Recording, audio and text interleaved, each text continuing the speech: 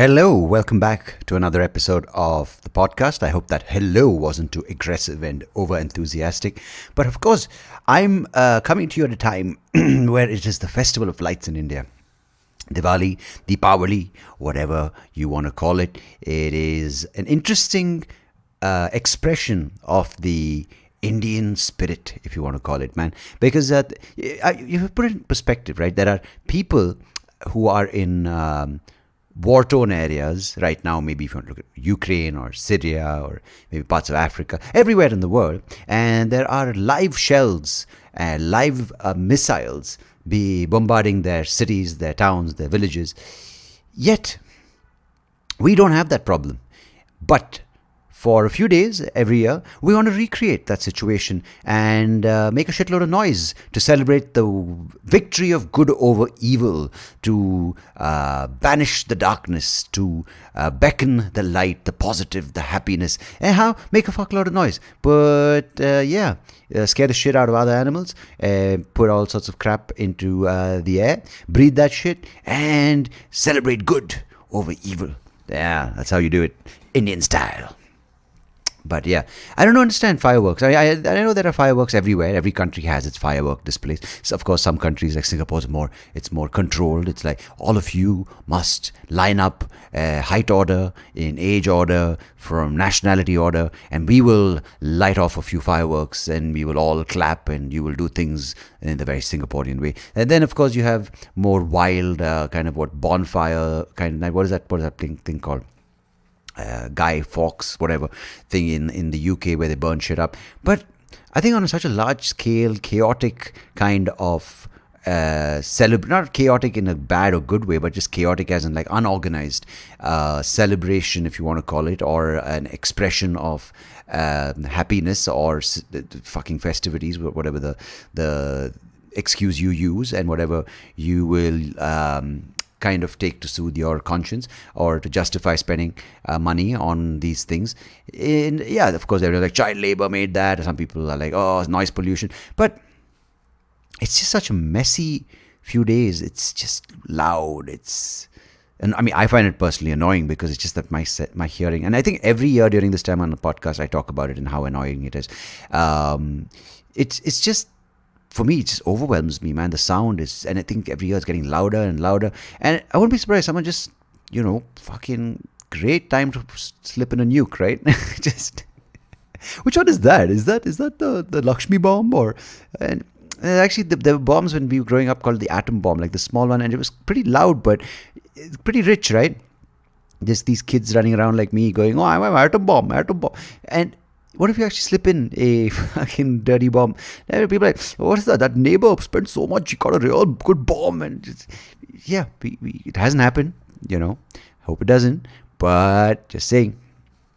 And if you guys don't know the story, of course, every Indian listening probably knows the story and will probably get on my case for maybe not doing justice to the story. But it's the victory of good over evil, as I said. It's the Festival of Lights, also known as various other things. But it's Lord Ram who went down to Lanka to rescue Sita from the evil Lankan king Ravan. Of course, the same thing now, if it's in the southern part of India, it's Lord Rama went to rescue Sita from the Sri Lankan king, the Lankan king Ravana. There's an R to everything. And that there's a dispute within Ravana, Rama. Sita remains the same, so she's pretty cool that way. She's trans-border, and she transcends, and she basically wanted to bring these two guys from the north and the south together. They both wanted that. I can't say that because she's a god, supposedly. And maybe she was happy. No one asked her. This is, of course, the story was written. Oh, he was taken away. And there were all sorts of people who helped Lord Rama to go get her from this king. And some people say he had 10 heads. Now, if you're a woman and you like certain acts performed on you, I'm just saying. Anyhow, not saying, because you can't talk about that. It's about our mythology. It's about our philosophy. It's about our history. How dare you? It's an epic. But 10 heads versus 1 head. Yeah, you do the math. 10 times the pleasure. Now, the thing is, update the story to 2022 model of the same good over evil. There's some issues, some logistical issues. First of all, I think Sita would like to leave the present Lanka because there's no oil, there's no food, there's no fuel. What will she do? She needs to go out. It's girls' night out in Colombo and she wants to go raging with her sisters. And the 10-headed dude is like, no, but I can't let you out, bruh, because there ain't no fuel for you to get in your whatever chariot, electrified Chinese-made chariot, which we just imported last week based on some promises made by Xi Jinping. And she's like, you kind of can't treat me like that, Raven R, like Connie A, and you have to get me like my food, boy. And I don't know why, she's got an accent for everywhere in the world. She's probably like Southern American, Northeast Indian, kind of middle state, kind of African, everything. She's like, yo, whatever. And then she's like, I'm going to be saved by my boy. And he's like, I thought you like me. She's like, I do, but you ain't got... You might have all the 10 heads going for you. I don't know if you have 10 heads, but you got all the 10 heads going for you. But man, I need to have a bath. This whole protesting thing is getting a bit dirty and tiring, and I need to go back to my boy. But he can't get here because there's fucking no flights. All the flights are cancelled and all sorts of shit. But yeah, if you have any nice Airbnbs, I'd like to stay there when you go there because it's a good place, Sri Lanka. This is basically moved from Sita and Ravan's conversation to my own Sri Lankan kind of TripAdvisor review. Anyhow, that's basically the story. Yeah. It's called Ramayana or Ramayan. I don't know why I'm giving you a north and south pronunciation. If you care, if you don't, then hey. But I try to be inclusive. Diversity, equity, and inclusion. Yes, we have a story which has everything. It has travel, it has inclusion, it has 10 heads.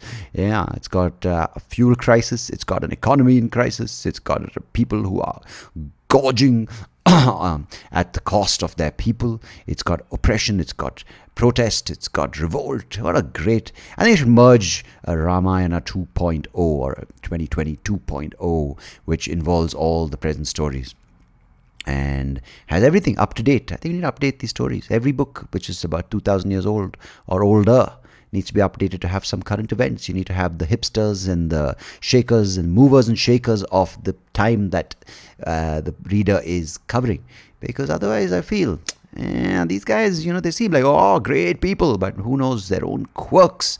And no one talks about that. Maybe on his way he taps some nice ass before getting to save her. So on the way back, she's like, who's that? He looks a lot like you. Like, no, you're just some people who worship me because I'm a lord, I'm a god.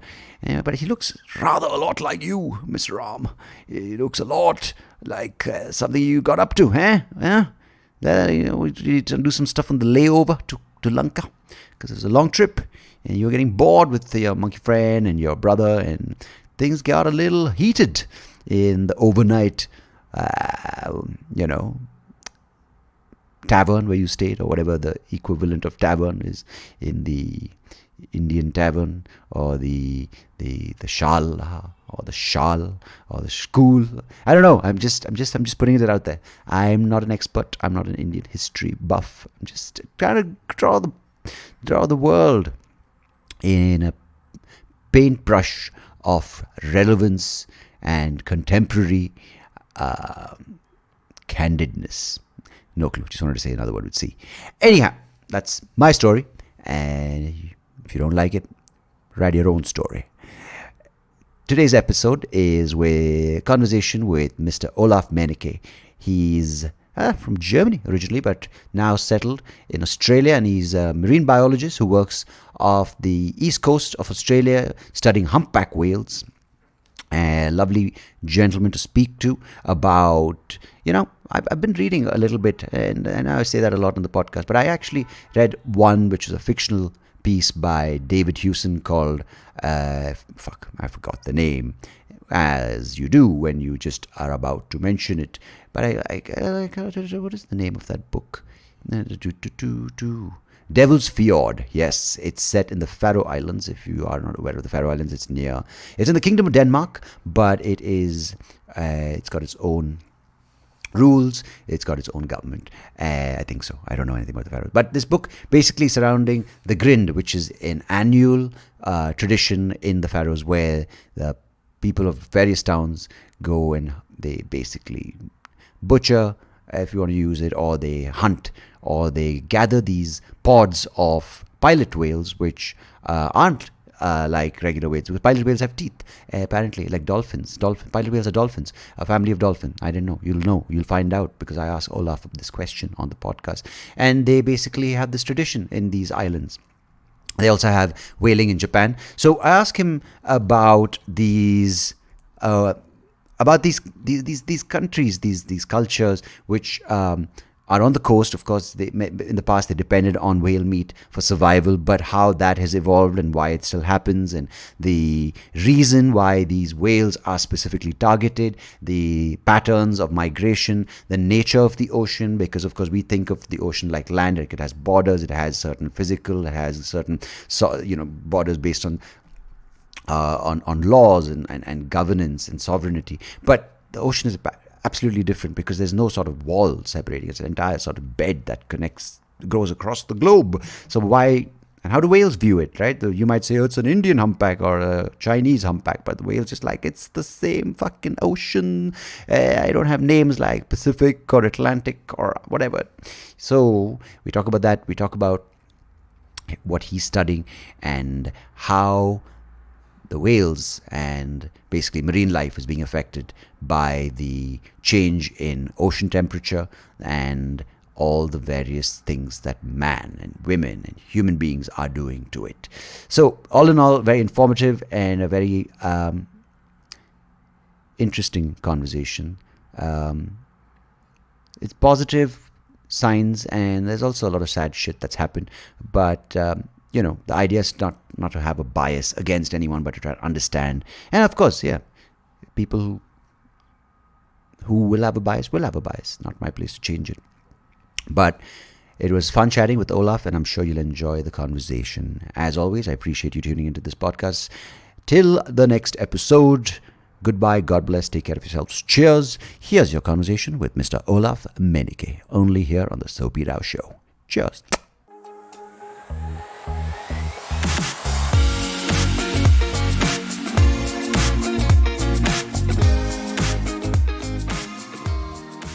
Mr. Olaf Meynecke, welcome to the SoapyRao Show. Thank you so much for joining me. Thank you so much for having me. Well, I don't want to start on a cliche, but I hope we're going to have a whale of a time on on this conversation. That was Yes. a marine joke. I heard that before. I'm sure.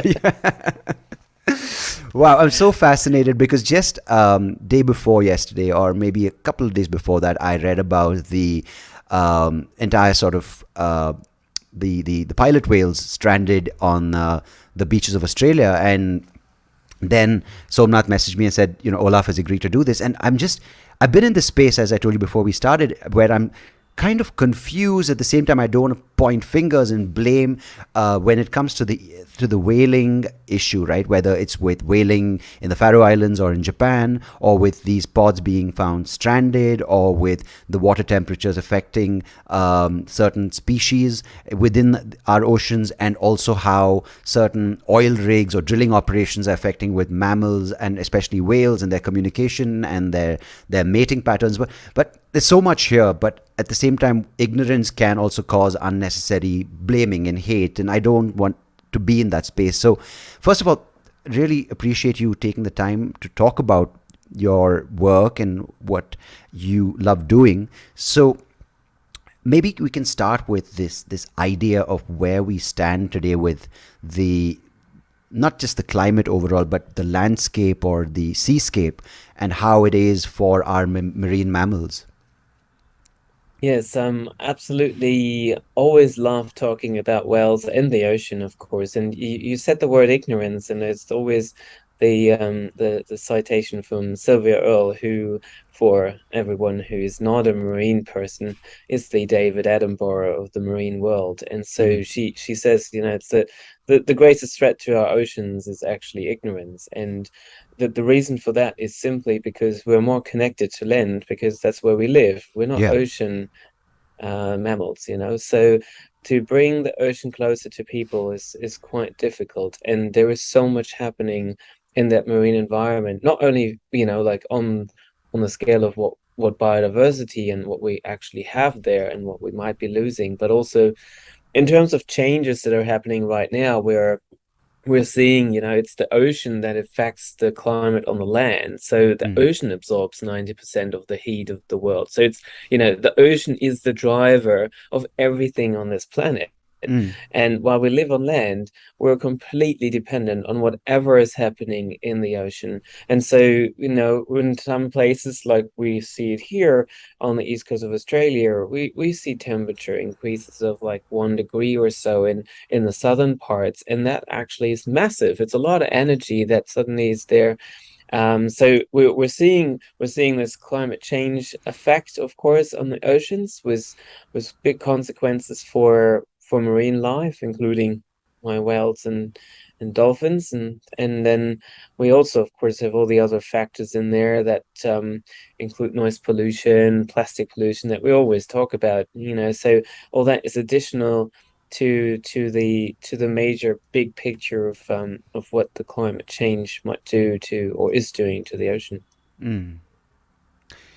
So these, obviously, I want to just understand from an evolutionary point of view, because of course we treat fish and we treat crustaceans as something that are food from the seas, right? And we kind of harvest them, we eat them, and of course that's in my limited knowledge a very small percentage of what lives underwater. And recently I came across this thing about how there are companies looking at explore, or not exploring, or exploiting, whatever the word you want to use, these deep sea yet untapped resources of minerals, which are in these really sort of deep parts and unexplored parts of the ocean.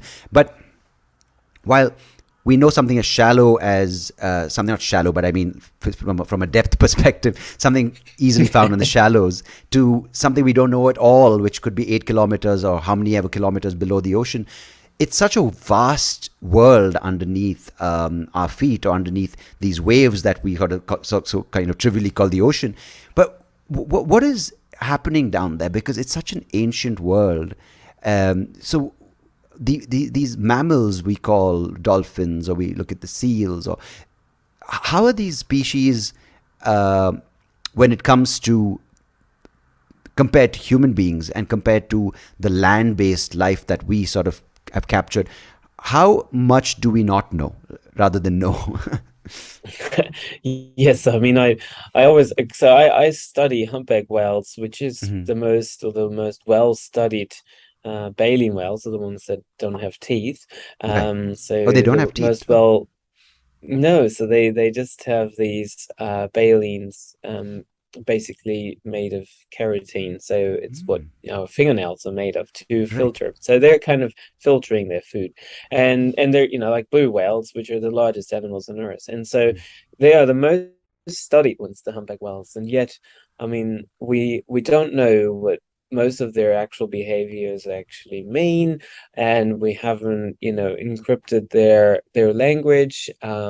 We also are I literally was just talking to my colleague from South Africa, and we uploaded as part of our project 2,000 fluke photos that we can use to identify individuals, and we suddenly found that these animals are like moving all over the place that we didn't expect. They were mixing with Brazil, and so even some of the most well-studied animals, we don't know that much about. We know what they eat, we know where they breed, but there is still some key elements where we look on land on elephants. Well, we know pretty much exactly where animals walk and where they eat and what they eat, and if we then go into the deeper ocean, things get really tricky. I mean, for me to go out on the water for a day, just with a boat and not just a few kilometers off the coast, Yeah. cost me hundreds and hundreds of dollars. To go out into the deep ocean, we're looking at tens of thousands of dollars. So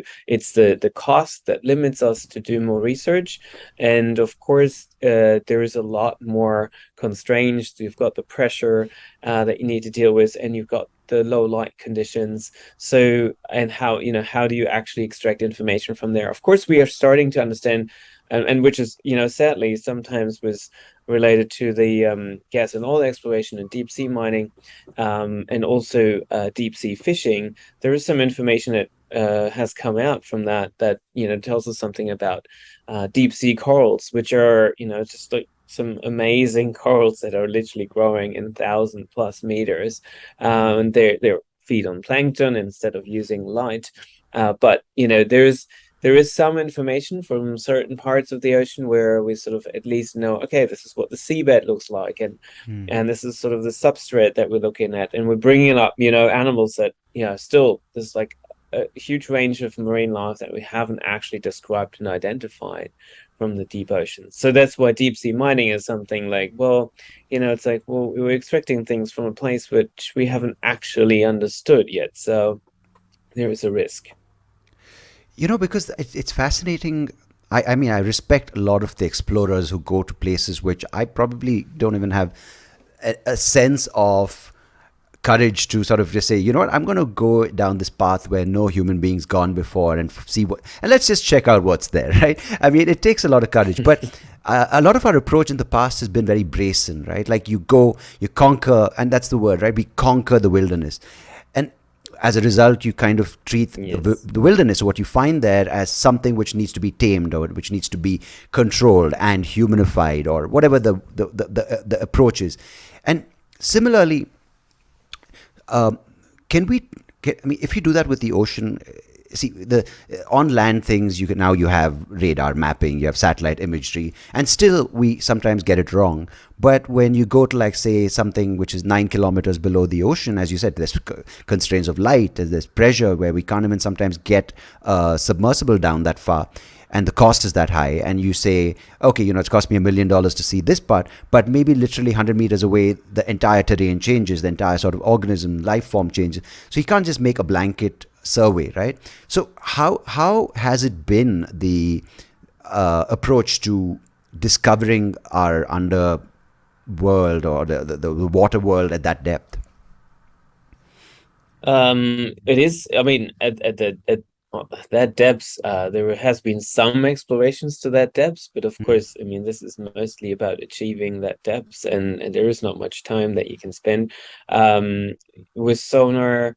Of course, there is some ways you can at least get an idea of the structure, and in some way geomorphology. There is ways of basically you're lowering down instruments, so from big research vessels, but then also actually from exploration vessels equipped with a whole range of instruments to measure physical data, but also to have like tow cameras, and there is a couple of instruments that are rated to deep oceans, and so you can use that to get information. So basically you just grab a sample from the ocean floor, you bring it up, and then you're like, oh, so this is maybe what is there, and you compare it with the sonar, and then you can also lower down your different instruments that give you an idea about the nutrients, and also like what your salinity is in these depths. So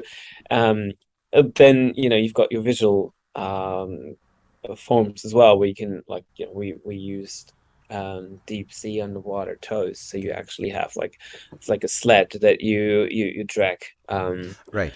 well, not necessarily drag, but it's like just above the ocean floor, and it films, and you get a live feed to the vessel, with very slow speed, of course. So then you can only cover a few 100 meters, and then it's that's it. But at least then you can start mapping a little bit what's down there. And that's how it's done. But obviously, as you say, you just have very small patches. Unlike on land, where you can just survey with satellites, so we can survey entire areas, and you can monitor them over time as well. That's the other thing. How do you actually monitor something in such a depth? Very difficult. Yeah, it's amazing because, I mean, you go 10 feet down into a swimming pool, you start going, oh my God, I don't belong here.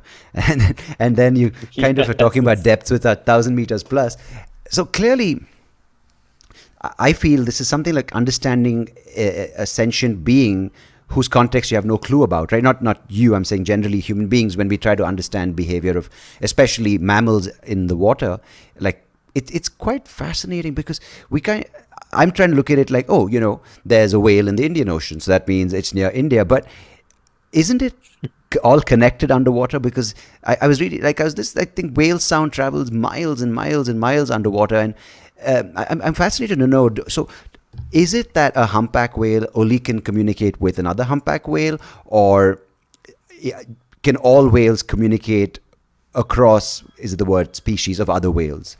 Like, how does it work? The A very, a network. very, it's a very good question. And well, going back to the boundaries, I mean, yeah, and there is no boundaries in the ocean. And in some way, humans have sort of recognized the fact that there is there's the law of the sea, and it's very different to the law of, in countries. And it's this unified law of the sea. It's very open as well. And Mm, then there's, international waters, which, are accessible to everyone. So we kind of recognize that the ocean is there pretty much for everyone, except for some economic exclusive zones that are usually 200 nautical miles. But mm. of course, the mammals and the whales have long, Ignored seen this. no borders. Yes, they have clearly ignored this, and so they just want to be able to reach as most, like, make it through most parts of the oceans,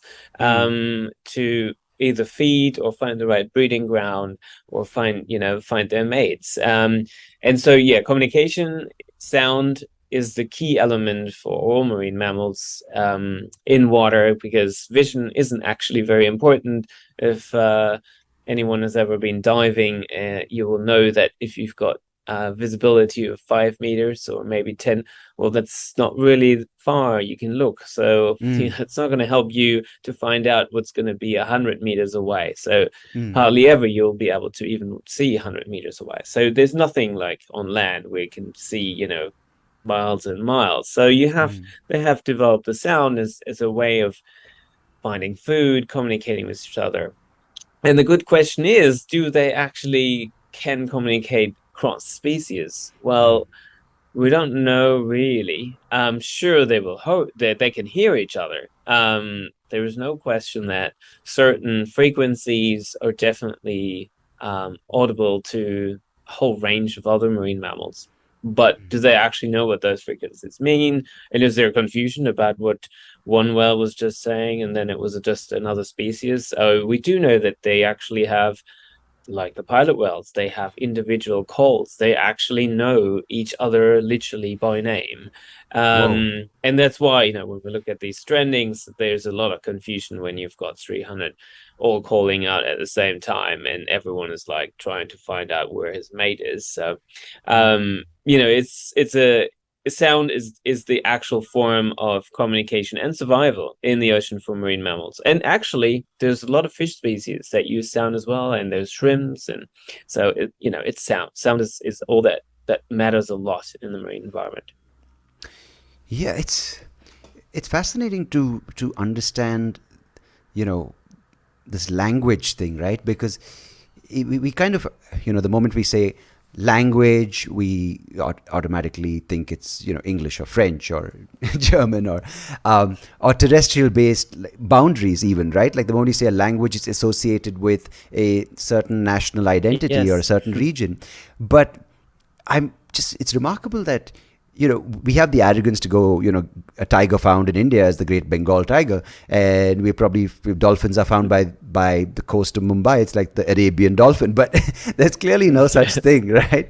It's literally this dolphin or this whale is just saying, you can call me whatever you want, but I have the run of the oceans, and I can go wherever and find. But I mean, I want to understand this thing of, like, if we talk about carbon sinks and we talk about certain waters that are more polluted because of whatever the mining operations, or whether it's the harvesting of man-made fisheries, whatnot. And even recently I read about how these no fish zones have now suddenly led to people discovering these mammoth not mammoth, but huge great white sharks, because there's no threat to their hunting ground. They're just going and feasting on these fish. I mean, there's no man fishing, so they have like 25-foot great white sharks. So I just want to understand what is and I kind of asked you this, but with our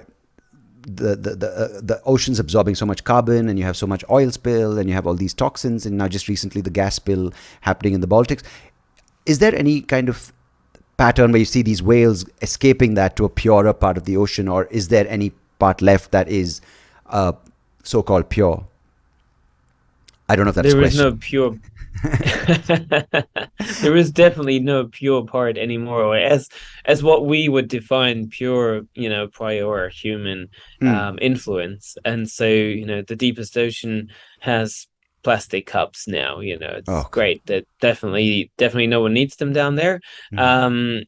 And so there's no place that hasn't been impacted. And what we find is that um rather than escape, because I mean, while the ocean is a wide open space, it's not like we like to think it is, this homogeneous environment, because it's all water, but it's not. It's actually there's very small niches and areas that are suitable for living and surviving, and then most of it is actually just a desert. There's not much to eat out there, and there's nothing out there, literally nothing. So Oh, whenever you wow. put a Okay. little structure somewhere in the ocean, everyone gets super excited because they finally have something to hang on to. So it's more that these areas that are suitable for feeding or breeding, they're not as big as the entire ocean. And so what we find is that the marine mammals are adapting to the changes and the pressure that's being put on.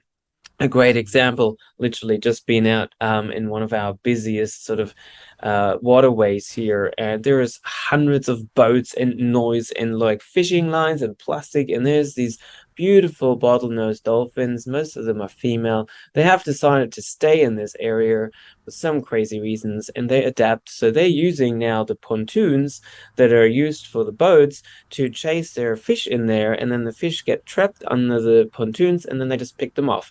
And so there is this amazing adaptation, and I think we find this with other, species throughout the entire marine mammal world, where these highly intelligent animals, they know that there isn't another place where they can just go to and explore a new habitat, because it's actually not that much there. They just adapt to the changes that are happening, including my humpback whales too, because they are changing their feeding areas and their breeding areas, and they're shifting their timing of migration. And so a lot is happening that's hard for us to actually just get in hard and facts, because we need to be out there the whole time. But we Mm. get a lot of studies and information from around the world, where there's a number of great examples where we see that no, the mammals actually don't leave, they're actually trying to adapt. So more like a human approach. Actually, we're Mm. usually also more the kind of species that tries to make the environment work as it is, and then transforms the environment to something that doesn't work anymore. But Yeah, you can't kick us out that easily. We we should have been gone a long no. time back. Yes. So why are we seeing some of these more and more of these stranding incidents with whales and these pods of whales? Well, it depends on what species we're looking at. So strandings in general worldwide, the trend is definitely increasing. Mm. And also if we look at, the ratio of number of marine mammals that we actually have still left, and the number of strandings compared to what we had, Mm. like 100 years ago. Um, but it depends on the species. So if we're looking at the pilot whales that stranded recently in Tasmania again, the same place again, like 2 years ago, there isn't a clear trend that this has actually been increasing. There is, however, that sort of concern. We are seeing these strandings happening in shorter frequencies, and the impact it actually has on the population is higher, because there is other stress factors, like food shortages, and ingestion of plastic, in particular for pilot whales, or the fishing industry also harvesting the squid. And so there is other pressures that actually are important to consider when we're now looking at stranding. So, like 1,000 years ago, the pilot whale population was able to afford the loss of a few hundred, but are they able to do this now under these current circumstances? And then there is, the general trend of stranding is related to noise pollution, injuries of animals. Like we're looking, at some of the whales, 50% encounter rate of fishing line in their throughout their life. Somewhere, a study in the US was showing, and that is significant. Like that is an impact on the whole population because these animals are actually either going to die from the fishing line, which is the worst case scenario, or they just suffer for a couple of months, and it will probably stop them from breeding for another year or so. So there is that, and we know, some of these animals get so sick over time that it takes them months and months to die, but then eventually they wash up, or we find them, on a beach with entangled gear or ingested plastic as some of the sperm whales. So that there is that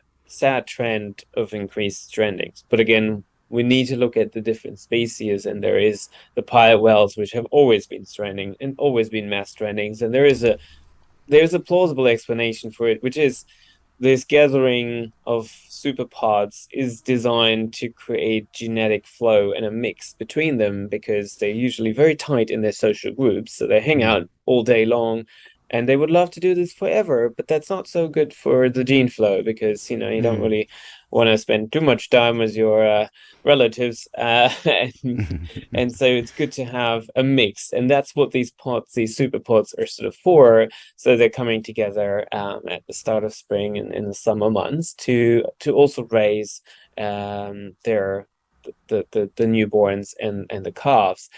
But then, of course, if they have these tight relationships and there's two or three of them are not feeling well or they're really confused, they're entering an area that is a trap, literally a whale trap for pilot whales, and then they have friends and follow, and then they have friends again and they all follow, and then everyone is in there, and because everyone is calling for their friends, it's complete chaos and no one knows each other. It's like us being, in a bar and there's panic and then everyone just starts screaming. You're just going to run against the wall, or so. It's a pretty unfortunate name for a species that you can't find its way around that easily, right? Like, I exactly said the same thing the other day. I was like, a pilot whale that, they just keep getting lost all the time. We should just call them differently. And yeah. in German, and I'm originally from Germany. We call them Grindwale. So which is from, don't know if it means grinding, Right. but probably not. But Yeah. at least it doesn't mean pilot. Yeah, I think it just, I mean, I'm sure if like the whales were like, what are these guys calling us? Is it like mocking us? Because at least call us occasionally, get stuck pilot whales or Yes, something like that. yeah, that's right. Um, Uh, so I mean, is that why I they know are actually hunted? there is a reason I remember, because the sailors used to think, because the pilot whales had the tendency to be ahead of the sailboat in front of it, and then Ah, it was the idea that they were leading the sailboat somewhere, so that's where it originated from. it may be leading the ships to another stranding. That would be smart. So, yeah, so everyone gets, yeah, that's right. But so are pilot whales the same as killer whales? Oh, well, I mean, they're in the same group, so we're looking at two whales, and I mean, it's a bit misleading to call them all whales when they're actually just big dolphins. So it's Ah. just, sometimes common language doesn't really match reality or what actually is happening. So we've got, the largest toothed whale is the sperm whale, and it's technically a dolphin because it has teeth, pretty big teeth to keep hold on to those really big squid and the giant squid. Oh, And then right. we've got the killer whales. The orcas are the second largest, and then the pilot whales are sort of actually following on that. They're, pretty big. sometimes even 2.5 tons, even more. And so they also have teeth, and they're also technically just a big dolphin.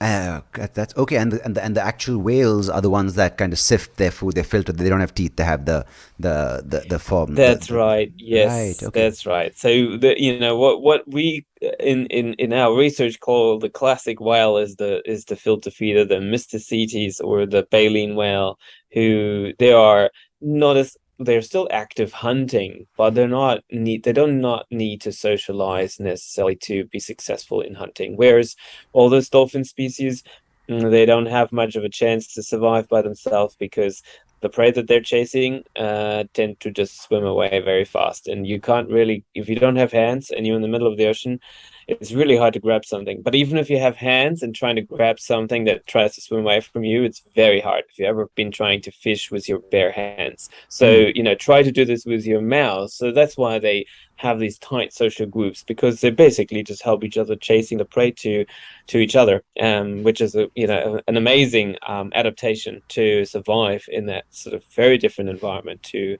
land. That's when it comes to these fishing or whaling traditions, right? Whether it's in Japan or in the Faroe Islands, why a couple of things here I want to understand, and this the second part could probably apply to larger sort of fish of whales in the ocean, which we eat. But why is it okay, or why are the licenses given to hunting pilot whales, but if it's dolphins, they're not okay with it? And I think there are a couple of parts to this. I think the second thing is, now we said there's an abundance of, I mean, not there is an abundance of man-controlled fisheries. So why is this original food source, which was so important, like the grind in the Faroe Islands, was done because they needed to freeze or needed to salt meat or whatever for the winter because food is scarce. But now clearly Hmm. things have changed. And finally, I think because of all these plastics being consumed by these mammals and the fish, isn't the meat itself tainted?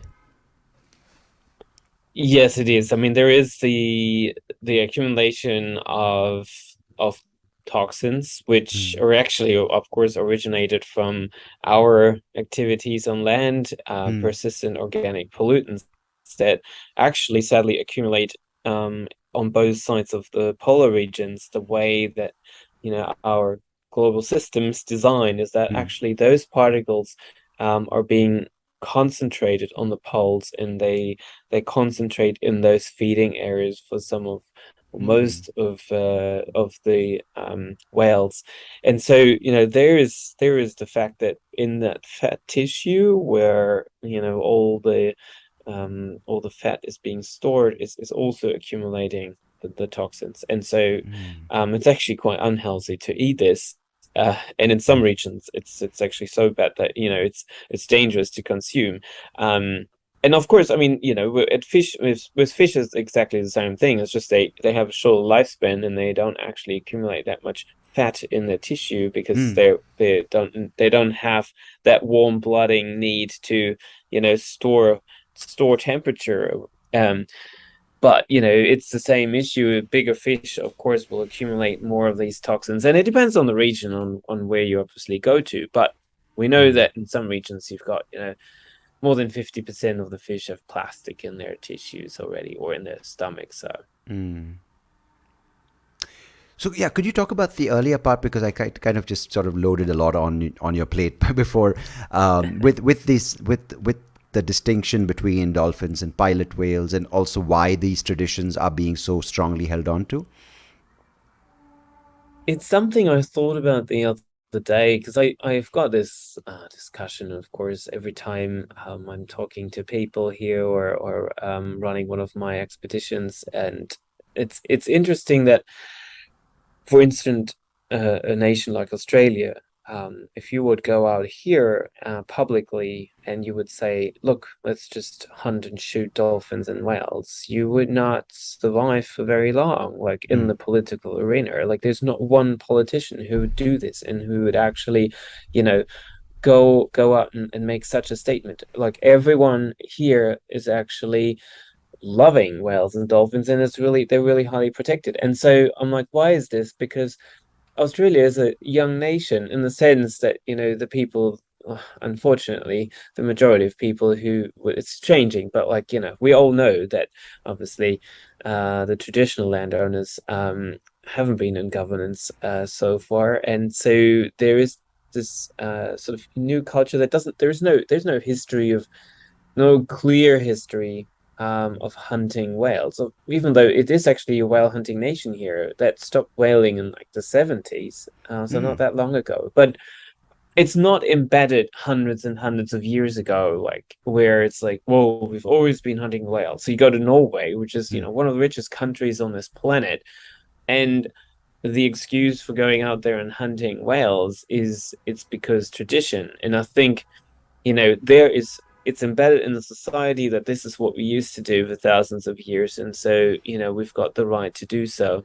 um but then and I think that makes a difference. So of course I have then to ask the question, well, I mean, only because we've been doing something for a very long time, it doesn't mean it's actually still good, right? I mean, it's the same yeah. thing. If you don't, if you can access your food somewhere else, do you really need to go out there and kill these animals when you actually know that, well, we can't even kill them fast? And I'm not saying what happens in any other kind of meat industry is any better in any Yeah. way, but at least we've got this knowledge there. And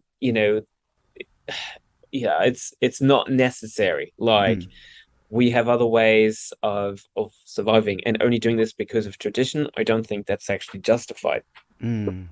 Like the fox hunt, right? It's just I don't know. It feels like a lot of it is, because I can, I will, and you kind of throw that in with modern equipment like Mm. motorboats and thing. It just takes the game out. It takes the sport, which a lot of people say I live for the sport. It takes it out of it, right? Like it's big game Yes, hunting. that's right. Yeah, I mean, it's if we look back what whaling was like at the start 200 years or 300 years ago, and all in other traditional cultures, it was a life-threatening undertaking.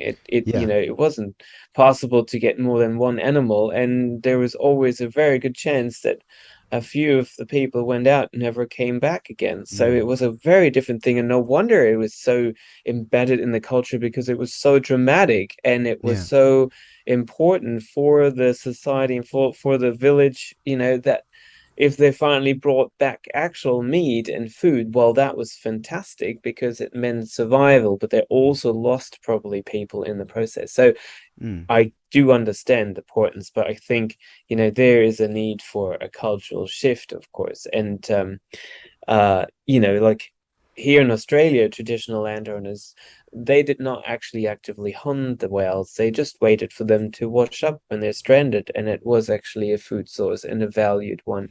mm, So there's different approaches of like valuing yeah, the marine mammals that were there.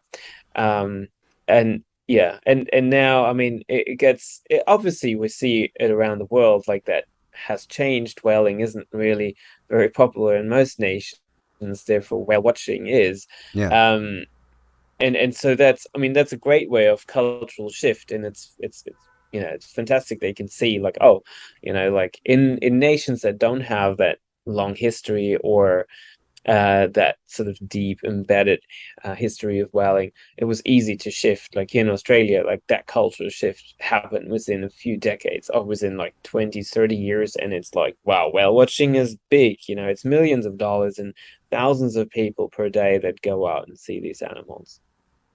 I'm glad that shift is happening. But what I don't get, and maybe this is coming from ignorance, is that you mentioned that there are certain specific communications that certain kinds of whales can achieve, right? Like they have specific frequencies, whatever, they can recognize a single whale.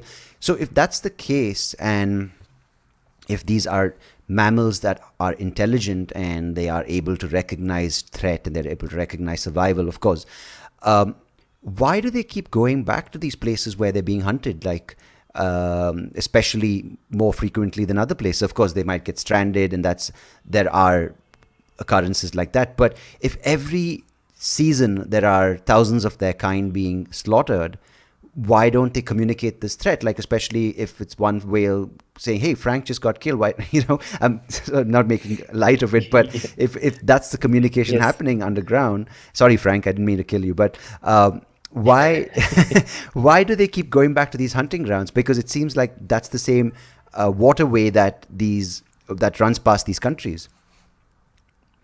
Yes, and that comes back to what I said earlier. Like the ocean looks as this big pool of water that is accessible from all sides and you can just swim somewhere else. But it Mm. is not like this because if you move somewhere else, you're gonna either have to make a very big detour to get to your food source, which will actually kill you because Of the amount hunger, of yeah. energy that you need until you get food is actually, really high risk. So then the other alternative is maybe to swim against a current that will also take you more energy. So it might be more beneficial to be closer to the shoreline. So they will take that Mm.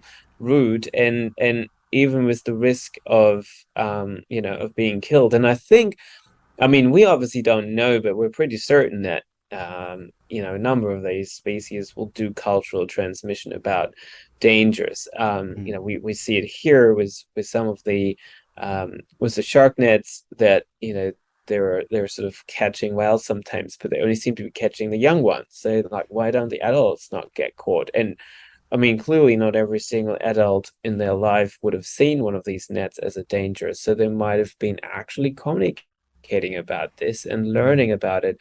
We do know that the mothers train their calves to migrate at a certain route and tell them what, they need to do to find the way back.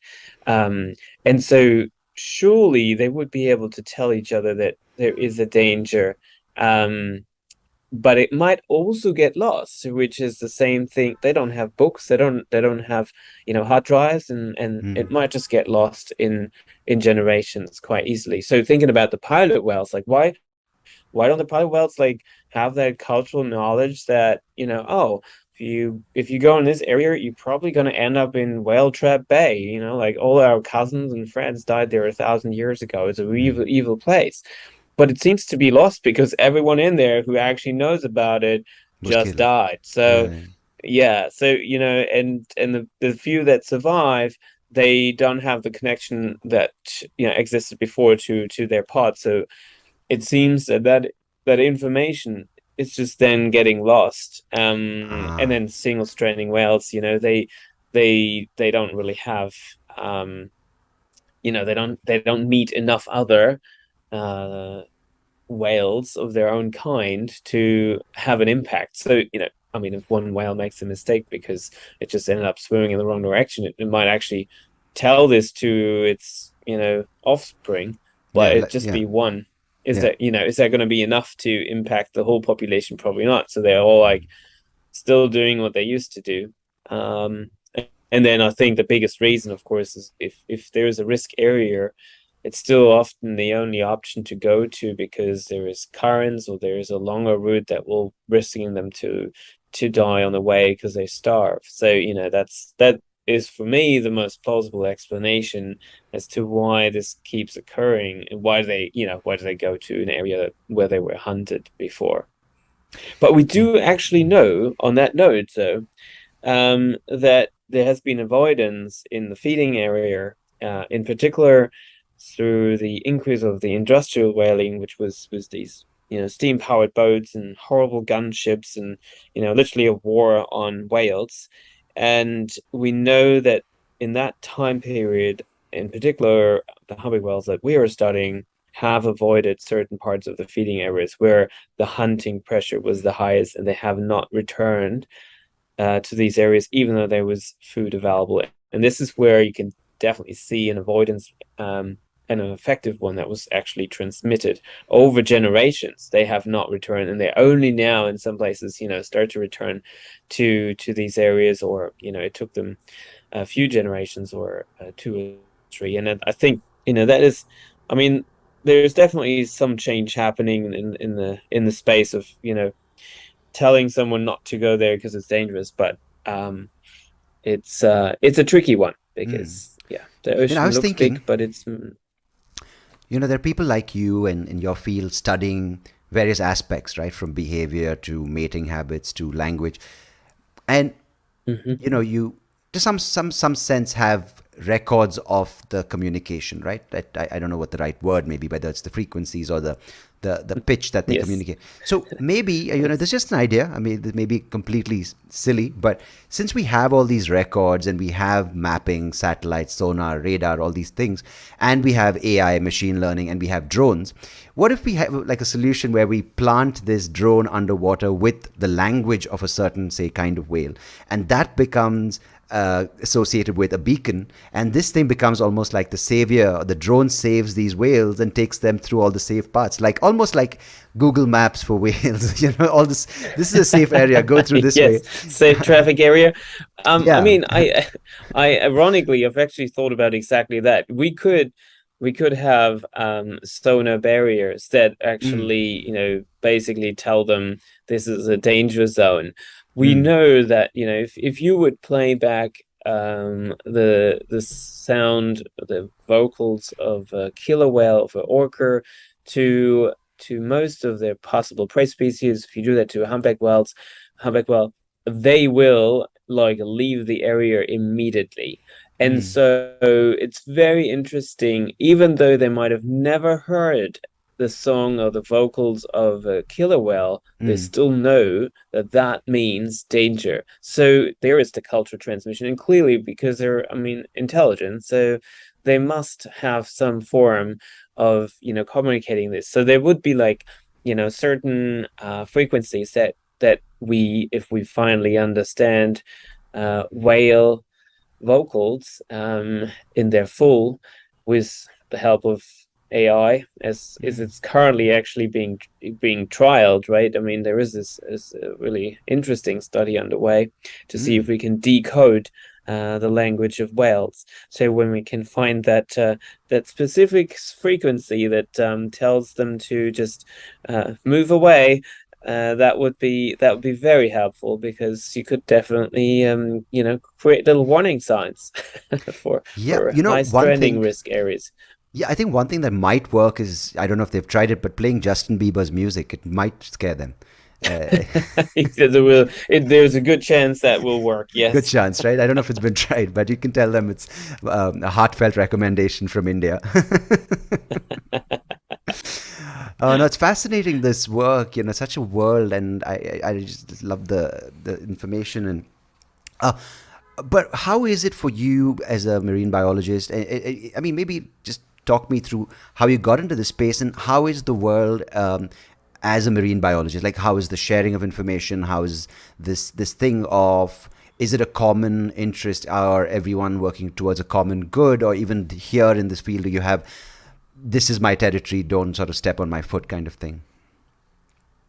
Yes, so I've actually been not the kind of person who was, oh, I'm like, maybe 5 years old, 6 years old, and I said, I always want to be a marine biologist. Yeah. It was more just by coincidence that I ended up in this field. I was always very interested in the environment, and I always wanted to save animals. Even when I was a kid. It's because the way I grew up was a lot of animals, and so it just meant a lot to me. It just didn't know which way it was going to go. And so it was literally just a coincidence that, I ended up going to Australia doing my PhD. And then I was sort of doing this in the marine environment. And I started to be really fascinated. I started surfing and being in the water every day. Hmm. And I learned a lot about, the competition between colleagues and working on different species, and the competition for funding and source resources. It's intense, because, the sort of idyllic image of the marine biologist being out there on a boat, just having a dolphin jumping with the sunset in the background. It is actually not like that. Yeah. It's actually more like, oh, I'm sitting in front of my computer for about 15 hours and I'm trying to finish this grant application. Oh, wait, there's also the publication I need to finish. And my PhD student just sent me an email. Oh my God, I forgot. I need to do the permit. So this is Yeah. more like it. And there is a lot of pressure on how you can actually literally survive in this field. But there is obviously the moments when you're out on the water, like I was today, and it pays back for all the trouble. And of course, in the marine mammal world, there is a lot of people that like working there, so there's collaboration, Mm, there is clusters, and there is, competition, but I mean, there's certain people everywhere in the world that you cannot work with. So there's always some people that you're not able to work with, but then there's always others you can work with, and so it's you can concentrate on these. But the competition, and that's a problem in academia and all research, is that because we're competing for these resources, it doesn't necessarily translate to the best possible outcome for the societies, because mm, we are starting to try to survive, which means we're reinventing the wheel, we're researching the same things over and over again, because no one would want to fund something where you don't already know the outcome. It's becoming very difficult to just go out and say, look, I just want to study this because I think it's interesting. And maybe mm, someone down the track 100 years later is going to benefit from it. The guy who mm. invented the toaster, I don't know if he just said, oh my God, I just really need to have my bread, toasted. So I'm just going to make this. Maybe Yeah, he just played around with it and now became the most important thing. yeah. No, and that's the sad part, right? Everything needs to be shown to have an outcome in a foreseeable future that will benefit or solve a problem that we are facing. Mm, And I think that approach sort of just takes yes. away the imagination, takes away the possibility of, because these species are been here. I mean, everything from us, we've been here for 200 million years, or who knows, maybe longer. And a short-sighted approach clearly hasn't helped, right? Because that's what's led to this. But how is it looking? I mean, from where we stand today with all these various things being bombarded at each other, from climate change to global warming to sustainable energy, to fossil fuels, to these to less and less drinking water. So, what is the future for these? What's the word? Is it what is the species? Is it site? No. What do you? What are the words? The word for So, whales? oh, the cetaceans, the Yes, cetaceans. cetaceans. Right. I was like, I kind Yes, of yeah. you cited the cetaceans. Yeah. Yeah, the future of them. It's a tricky one. They are going to be some species that are capable of adapting, because they are intelligent and they will find ways to survive. And of course, there is going to be some, like the vaquita in Mexico, that are just simply not going to make it, or the northern right whales. So I think there is going to be a changeover in the number of species and the diversity, but there will be marine mammals around, because they have shown that they can handle the most difficult you know environmental conditions to live in. So that gives me hope, in the sense, well, even if we make it really, really difficult for them and hard, I mean, we try to literally kill all the whales on this planet, and we were not successful, thank God. Thank God. But, Yeah. it's just, it gives me hope that they will make it, even though there's a lot of challenges ahead, and they're actually already being challenged in many ways. So, working with humpback whales, for instance, gives me that feeling, because I can see how they are actually handling some of the impacts. That they Mm. are increasing their vocalization, their frequencies in noise polluted water, or they just tend to talk and communicate more at night when there is less boat traffic. So Mm. there's adaptation happening, and hope. And hopefully with the work that people like you and your team do, we can reverse this negative trend and maybe see a flourishing situation for the species that have it tough, and we see a better um, environment for them, hopefully. But no, it's amazing the work you're doing. Thank you so much for sharing what you do. And I want to ask you something before we wind up today. Hmm. You spend, of course, a lot of time filling up applications and dealing with bureaucracy, but Yes. as you said, a lot of it is made up for when you step out on the boat. What is probably your most memorable encounter with a whale? It is indeed the moment when a calf, a young whale, only a few weeks old, was coming over to our boat and just very curiously checking us out, but also turning around. And we're talking about, like less than a meter here away Mm. from me and the boat. And so turning slowly around and looking up, and the classic moment of like looking into the eye of a whale, but just that moment of connection that you get is just to the day. I've been out there for so many years and I've seen so many whales, and I still get so amazingly excited when that connection happens, and when you just look into these animals and you realize that they are checking you out as much as you check them out. They're studying you as much as they studying as I'm studying them. So that is the most beautiful moment and moments, because they come sometimes more often. The more I'm on the water, the more chances I have to look into the eyes of a whale.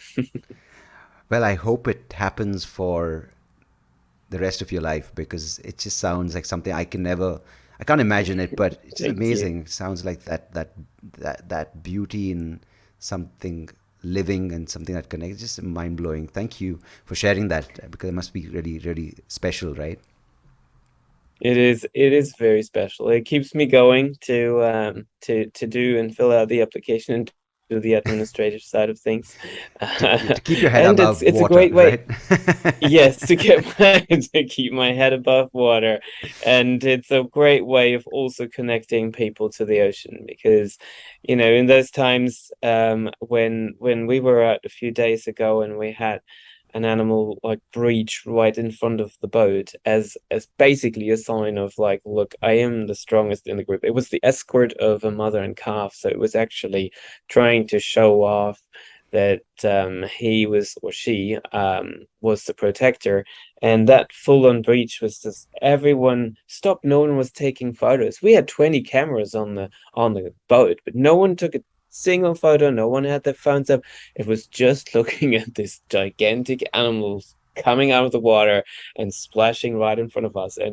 And as was just, yeah, it's just, it makes people aware of the size of the animal, of course, but that there is something very, very fascinating in the ocean that, is actually so different from land.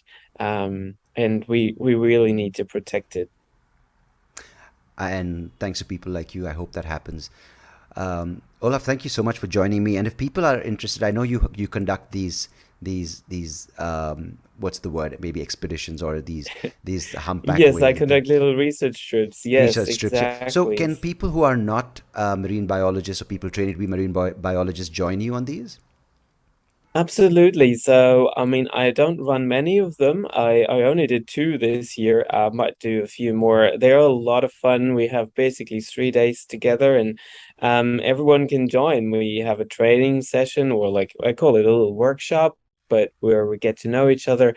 And it's like a very different experience for people that, like to actually know more about the animals, but also just share it with people who they know and get to know. Because if you're on a whale watch boat, you only have like a few hours, but you also spend it with very, very different people that you don't even talk to. And it's not like you want to just scream necessarily in front of everyone when you're getting excited of seeing a whale, but that is the most important thing. You need to be out there and be excited and feel comfortable to be excited. And so that's what these small groups do, and we do research as well. So we collect whale skin, and we collect a lot of data together. But no one is forced to actually collect data. Everyone can volunteer to do so. Hey, that's brilliant. No, so they can head over to where can they find the details if they're ever near you in Australia, if they want to join, or if someone sitting in Yes. India wants to join you. Yes, absolutely. So there's our webpage from our organization called Humpbacks and Harriers. So it's just www.hhr.org.au,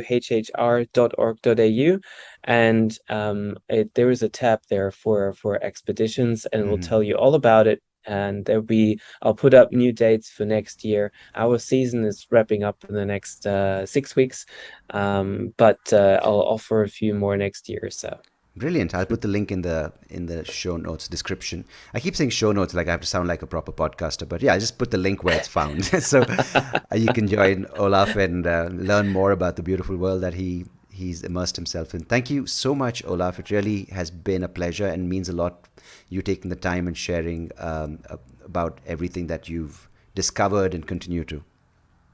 I really enjoyed our chat. I enjoyed venturing into the ocean with you and being able to share some of my experience and knowledge and excitement about the marine Brilliant. environment. Thank you so much. I'm terrified of going even to a swimming pool after watching Jaws, so you'll need to convince me to get into the ocean. Good, very good. Yes, Joel did a lot of damage, Yeah. um, and I actually I had the pleasure to meet Valerie Taylor, and she kind of knew what she did there. After all, that was never really the aim of that Jaws, but Mm. unfortunately, after it actually came out, it was doing the opposite of what she wanted to do, and she really changed and started fighting for sharks and protecting them, and it's great to see her work and legacy that actually in some way derived from this Jaws that she took also as a reason to stand up for the sharks, but that's just as a side note. Yeah. No, it's you never know what the sort of fate of something turns out to be, right? But no, it's great and Exactly. yeah, lovely, lovely, lovely chatting with you, and all the best with every future project of yours. Thank you, Sophie. Cheers. Thanks.